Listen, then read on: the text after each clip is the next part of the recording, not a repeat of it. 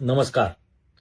GSRTC અને એટલે કે એસટી નિગમ ના હમણાં હાલમાં જ કંડક્ટરના ફોર્મ ભરાય છે. એ ઉમેદવારો માટે એક રાહતના સમાચાર છે. વારંવાર જે હેરાનગતિ થતી હતી આ ગરમીની અંદર કે ભાઈ રેડ ક્રોસનું સર્ટિફિકેટ જોઈએ, બેઝ જોઈએ, એના માટે હેરાન થવું પડતું હતું.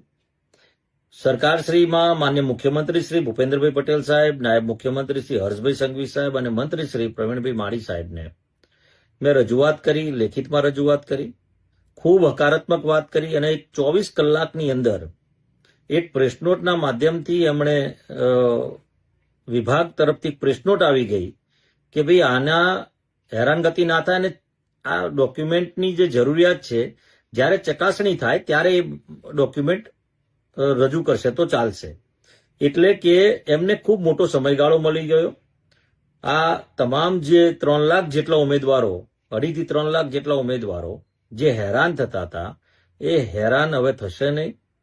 એટલે માન્ય મુખ્યમંત્રીશ્રી, નાયબ મુખ્યમંત્રીશ્રી અને મંત્રીશ્રીનો અને સરકારશ્રીનો હું દિલથી જીએસઆરટીસીના કર્મચારીઓનો તમામનો દિલથી આભાર માનું છું કે 24 કલાકની અંદર આ નિર્ણય લેવા બદલ ખૂબ ખૂબ આભાર.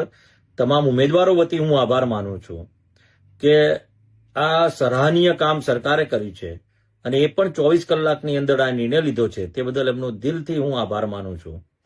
તમામ ઉમેદવારોને અભિનંદન પાઠવું છું કે આવનારા દિવસોની અંદર આપ કંડક્ટરની ભરતીની અંદર ઉત્તીર્ણ થાઓ તેવી શુભેચ્છાઓ અને ફરીથી સરકારશ્રીના તમામ કહેવાય મંત્રીમંડળ અને મુખ્યમંત્રીશ્રી, નાયબ મુખ્યમંત્રીશ્રીનો દિલથી હું આભાર વ્યક્ત કરું છું કે 24 કલાકમાં આવો સુંદર નિર્ણય લીધો અને ઉમેદવારોને આવા હેરાનગતિથી મુક્ત કરાયા.